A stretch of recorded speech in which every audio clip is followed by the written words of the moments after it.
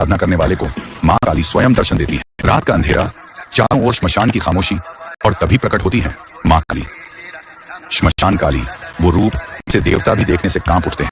माना जाता है कि श्मशान में साधना करने वाले को माँ काली स्वयं दर्शन देती है। रात का अंधेरा, चारों ओर श्मशान की खामोशी, और तभी प्रकट होती है माँ काली। श्मशान काली वो रूप जिसे भी देखने से कांप उठते हैं। माना जाता है कि श्मशान में साधना करने वाले को माँ काली स्वयं दर्शन देती है। रात का अंधेरा, चारों ओर श्मशान की खामोशी, और तभी प्रकट होती है माँ काली।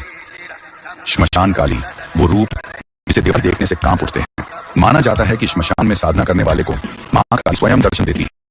रात में चारों ओर श्मशान की खामोशी, तभी प्रकट होती है माँ काली। श्मशान काली वो रूप जिसे देवता भी देखने से कांप उठते हैं। माना जाता है कि श्मशान में साधना करने वाले को माँ काली स्वयं दर्शन देती है। रात का अंधेरा, चारों ओर श्मशान की खामोशी, और तभी प्रकट होती है माँ काली।